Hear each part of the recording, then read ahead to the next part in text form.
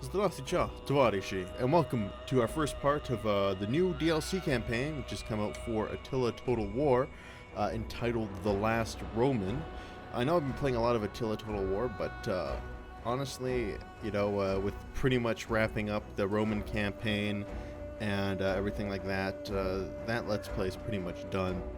And I was really interested to see what this DLC campaign offered. Seeing some mixed reviews, thought I'd go out, thought I'd try it for myself, and thought I'd do a couple videos to see if it's any good or not, and hopefully inform people out there who may be trying to make a decision on this DLC if they want it or not. But like I said, it's an interesting concept, so let me tell you about the concept. The concept takes place about 100 years, less than 100 years, after the fall of the Western Roman Empire.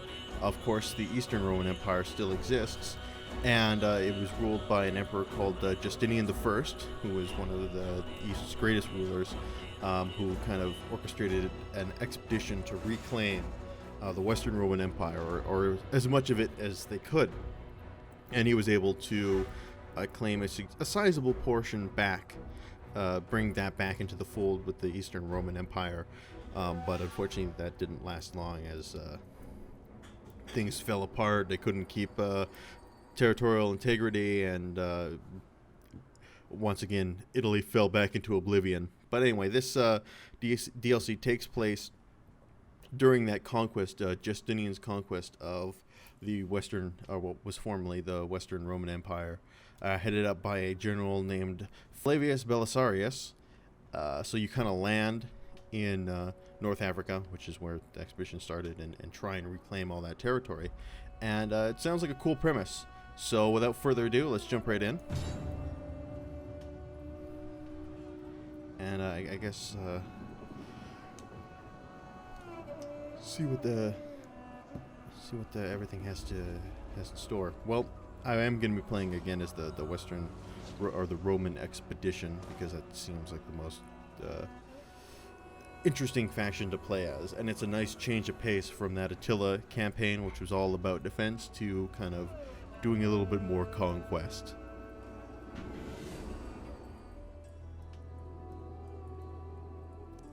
Yeah, cutscenes are working.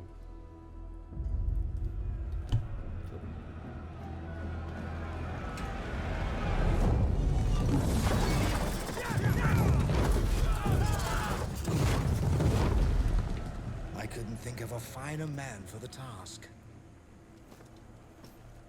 Retake the former Western Roman Empire from the barbarians. Deliver it to our beloved emperor on a plate. These games should be in your honor.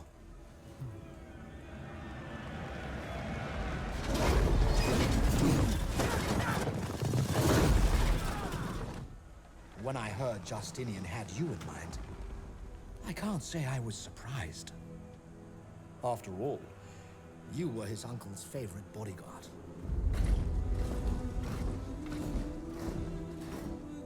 Not to mention your accomplishments at the Battle of Dara.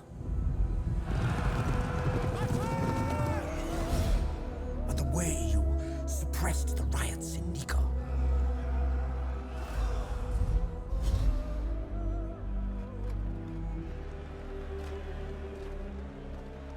You are the last of the great commanders, and your loyalty is clearly above question.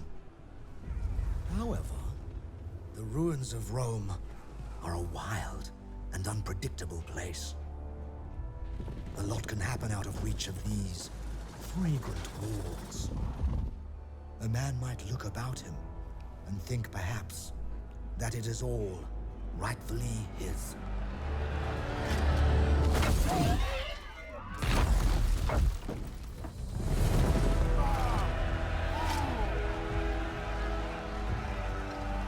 Good luck, Belisarius.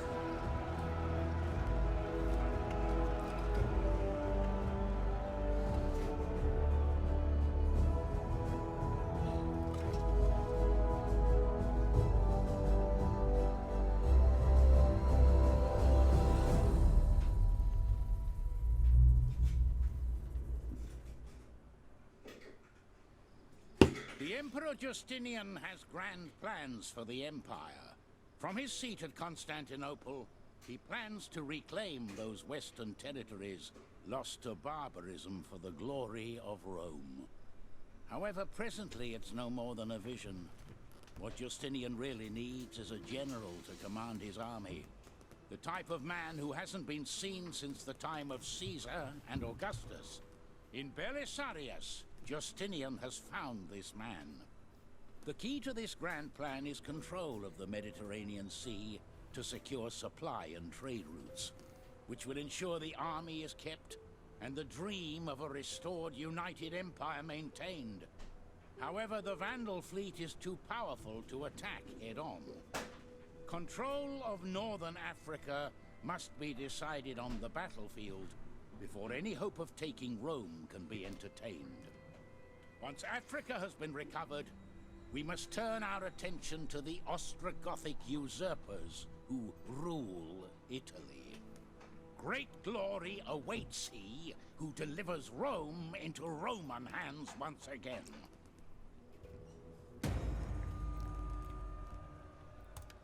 So there's two methods you can play this game as, and I'll show you the different methods. Excuse me. Well, let's take this. Just auto-resolve it.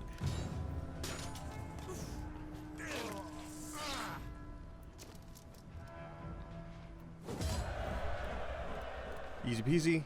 So there's two different ways you can go down. You can either remain loyal to the Emperor, which they hinted at the beginning cutscene there, or you can declare your independence and become your own independent nation and, try and forge your own path. Personally, I'm going to stick with the reclaiming part for a couple different reasons. One, I think it's, again, will be a nice change of pace for the game to play as a horde. The whole gimmick, I guess, of this DLC is that you're playing as a Roman horde instead of a barbarian horde, and obviously didn't get to do that much in the last Let's Play, so stick with the horde mechanics. Also, I just love the Roman Empire too much to willingly throw it into another civil war, especially when it's at this period of time when it's, pretty much dead, except for the East. So I just couldn't in good conscience thrust it once again into civil strife. Oh shit. Oh no. I forgot to build. Crap.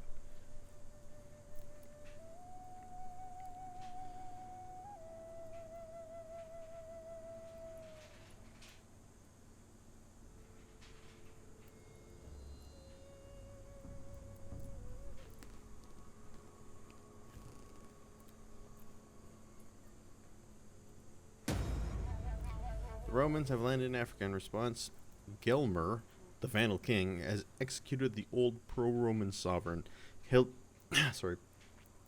after years of imprisonment. The death of this broken old man promised to plunge the conflict to even greater depths of ferocity. There's no turning back for the Vandals now. No possibility of a peaceful resolution. The rest of the world looks with bated breath. Perhaps the Romans are no longer a force to be reckoned with. Can they punish this act of brazen defiance with their trademark unflinching brutality? Or will the Vandals defeat the invaders and enter a new era of barbarian defiance? Spoiler alert. The trademark brutality. Make haste, men. So hordes, they operate obviously differently than a settled nation. They basically have cities that they carry around on their backs. Ready for further orders. We hunger for battle. Waiting for more orders.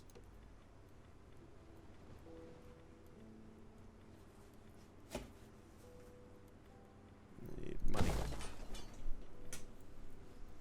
So yeah, they carry around their cities on their backs. So you stop to build buildings. You have to create camps, and also the camps give you a couple other bonuses. Helps maintain force integrity.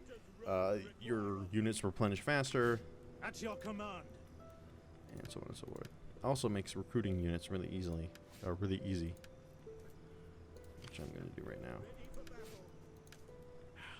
I was clicking on the wrong thing.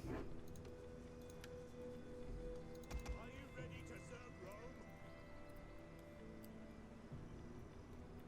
Soldiering, it's a good life. How can I serve the people of Rome?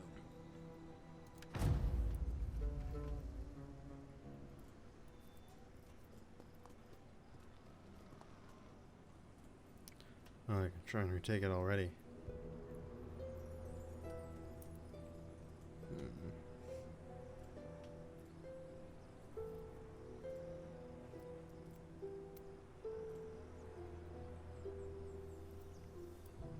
I wonder if we're going to be able to pick off one of their armies.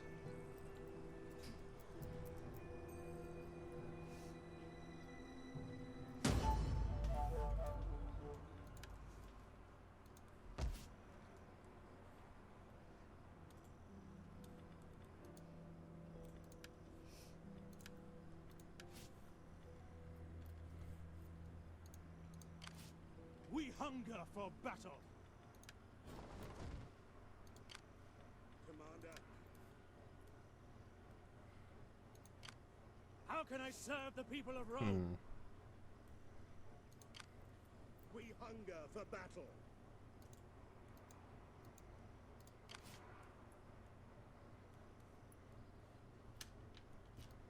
How do I see how far these guys can potentially move?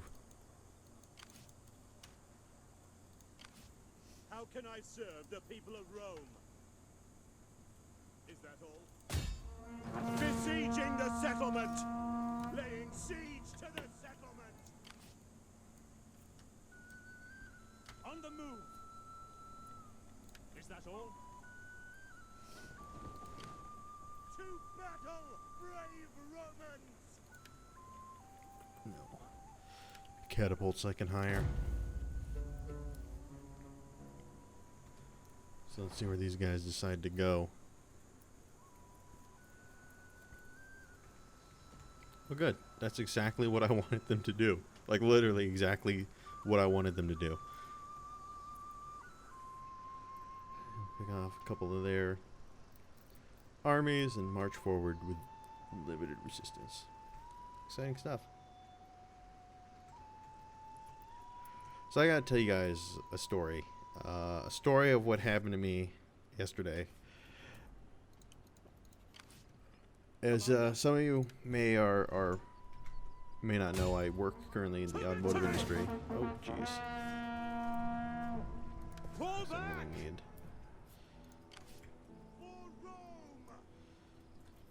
We take this settlement for Rome! Ready for further orders. So let me put my troops into position here. March!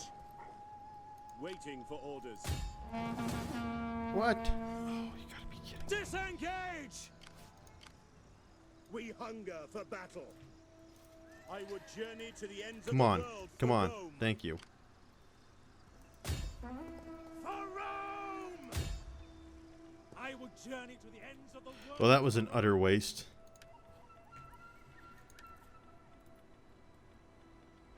It is a great and glorious thing to die for Rome. At your command.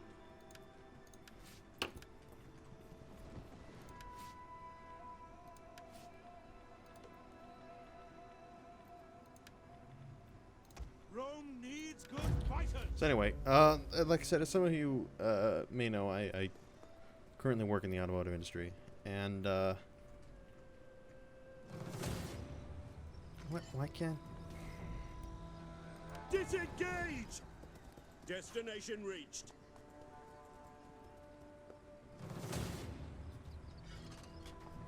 Fall back! I'm just not getting the engagement that I want to get. This though, this I can work with. This I can work with. Though I don't know why it's saying I'm so badly underrepresented in terms of strength. We'll be fine though. Alright, so I'm setting up my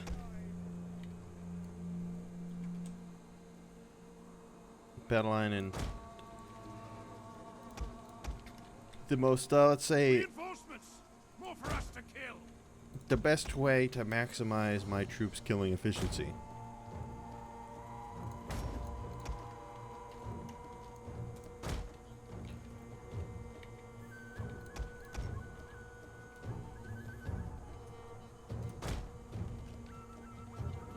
So basically, I packed them all in the corner. Oh, and I've hid my cavalry over here. So when the time comes, I can launch a brutal cavalry charge. So anyway, back to my story. So like I said, work in the automotive industry, and obviously, every so often you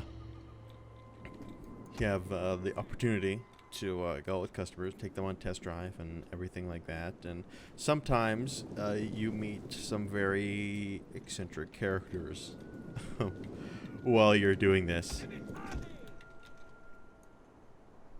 Sorry, I'm just gonna reform these guys a little bit, and I think they're off a tad.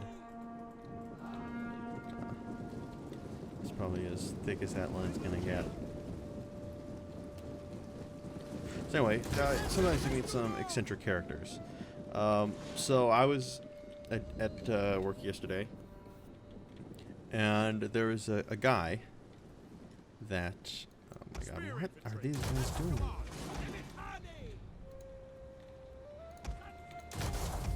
Anyway, so I was, I just finished talking to some customers, and then my boss comes over and introduces me to this other guy and asks if I could help him out. So I said, sure. You know, why not? Obviously, it's an opportunity to help someone out, make money, all that good stuff. So I like, okay, and this guy, he's like a tall, older guy with, he's got like this great looking goatee, very like distinctive looking goatee. You know, I introduced myself, and he introduced himself, and he's got a thick accent, and I couldn't figure out what it was at first until I asked him. It turned out to be a Hungarian accent. So anyway, so he's got this thick Hungarian accent, and he wants to take out a car for test drive. So, you know, I go get the car, bring it over, everything's good. And it's just at this moment when I'm pulling up the car, one of my coworkers tells me that, hey, man, you know, this guy is in here every week. This guy comes in every week, and he never buys a car. It's just here to basically waste time.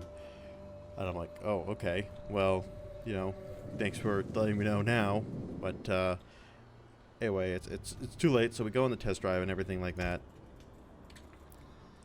And before we start, he walks over to his car and he's like, I need to get a CD. I need to go grab this CD. I'm like, okay, dude, go grab the CD, whatever you want to do. He's like, because he said he needed to test the audio system of the car. So he goes and he gets a CD, and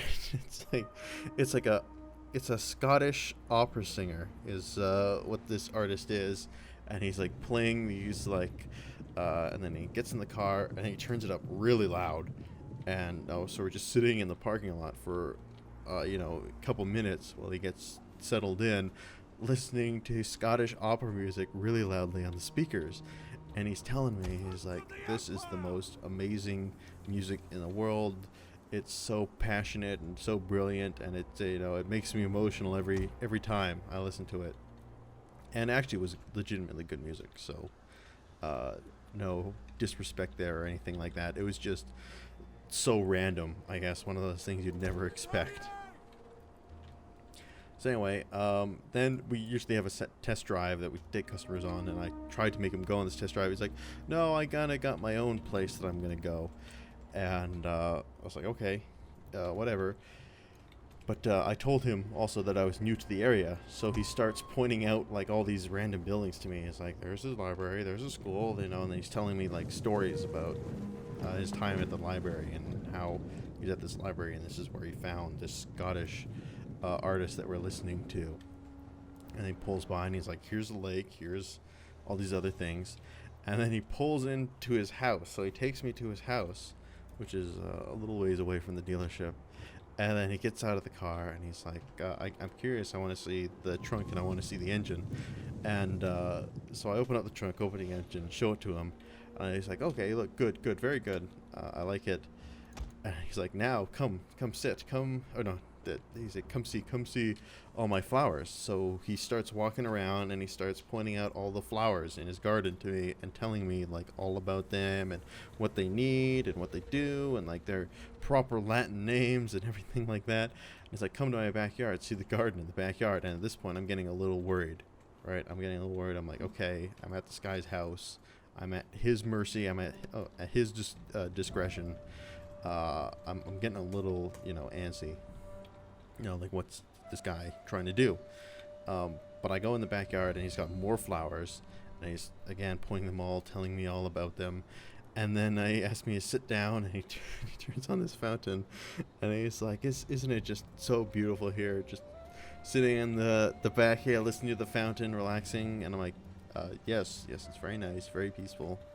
But again, I'm getting a little antsy. And he just keeps going on and on about his flowers and on about all these different things. And then eventually, he's like, okay, it's time to go back. Time to go back to the dealership. So we get into the car, and that's not the end of the trip because it takes me around more places, shows me around all these different things. And like I said, he's got this like really thick Hungarian accent, so it's tough to understand him and tough to follow him sometimes. But eventually we end up getting back, and I made it back in one piece. And then we sit down, and he starts talking. He starts asking all these like random questions about like where my family's from, what my background is, and then he like tells me his life story about how his family escaped from communist Hungary into like Yugoslavia, and they had to be in like concentration camps or something like that, like these high, heavily guarded camps. But they escaped into Italy, and then Italy to France. And he told me that his family tried to go to America first, but the Americans wouldn't let him in. And then they went to the Canadian consulate, and the Canadians were like, sure, you can come in. And apparently they even have a job waiting for him. So, but this was like way back. This is like 1953. He said he came over. Hopefully, there's some wind blowing through. Oh, sorry about that. Anyway, so where was I? So he tells me about his journey over from Hungary in 1953, and about how the Canadians just had a job waiting for him and everything like that. And it was actually, interesting conversation. I was interested to learn about this, and he told me about how his grandfather died fighting for the Austro-Hungarian Empire in World War I, and as a history nut, it was all cool to listen to his story. But then he starts going on like this tirade about how he met his ex-wife and how terrible she was and how women have screwed him over all through his life and everything like that. And he told me about how he'd always trust dogs sooner than women and all these like really awful things he was saying. And then eventually he decides, he's like, I like the car. I'd really like to see it with a different interior color. So I find one, and I'm off to go get the keys for him. And then another one of my bosses comes over, and he tells me, he's like, Spencer, you need to get this guy out of here because he is not a legitimate customer. He is just wasting your time. He comes in here and wastes someone's time every single week, and I'm getting sick of it. You really need to get him out of here. And I was, like I said, came as quite a shock to me. But eventually that's what I end up doing. It's like, okay, yeah, I can see that. It's time to get him out of here. So basically, we let him know that the car was there and everything like that. And he's like, okay, I'll be back next week and we can talk about it then. I'm like, sure, okay, that's great. And then he leaves, and then, like I said, some of my coworkers came up to me and they started talking to me like about this guy because as we discussed, he's there every single day. Well, not every single day, every single week at the dealership. He's just clearly like a poor, lonely old guy who wants some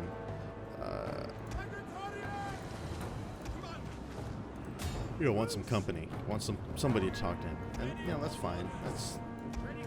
That's all good. I wasn't upset about that. But then they started telling me like all the things that he said in other periods of time since he's been down here, and apparently he's like a really like one of my coworkers told me that he's convinced that he's actually like a secret Nazi, like he's like a Nazi that escaped from Hungary, and apparently he's like said some like really racist things, like talking about like how those chocolate people have taken over, the chocolate people are everywhere,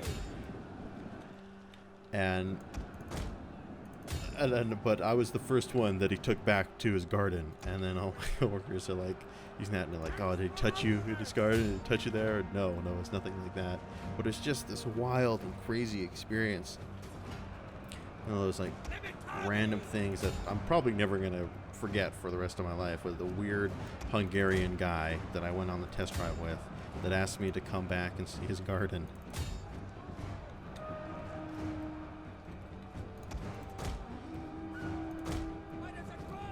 Trying to see if are we actually winning this or no? I'm not sure. The enemy is going for our general. Protect him. General's gonna be just fine.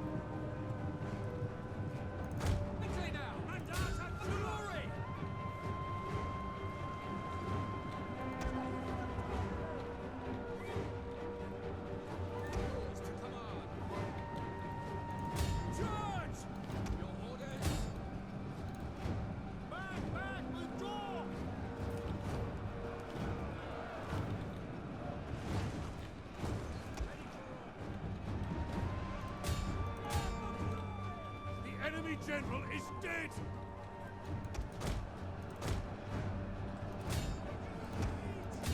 As you command! Our forces have found their courage! Back to the fight!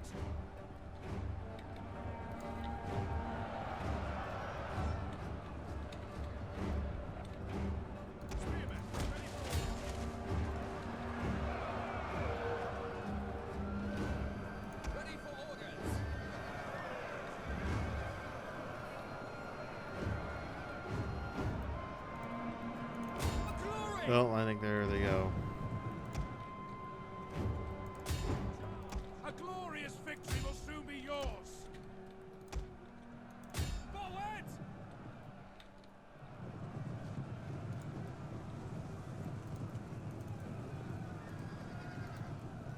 Spears ready!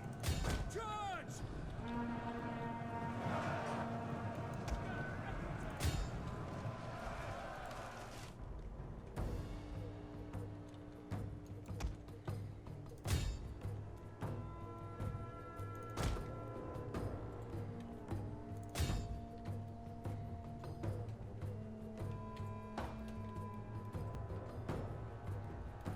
Well, that was a pretty decisive victory.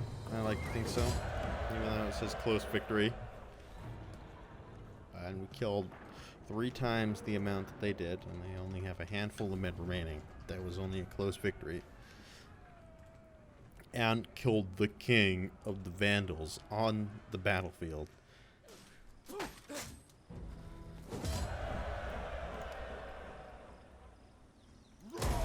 Journey completed.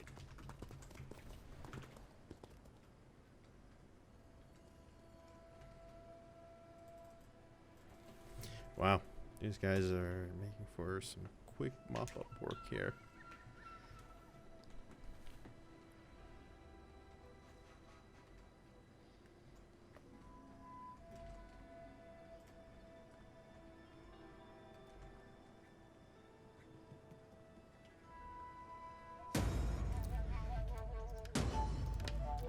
God, I hope. Ready for battle.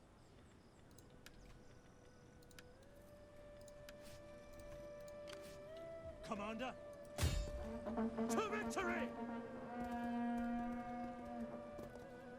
March!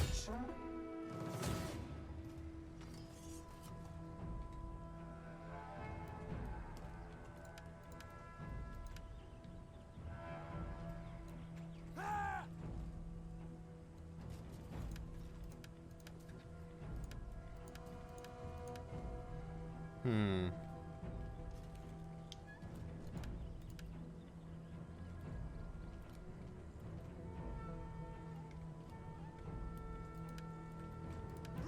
Yeah, we can take them.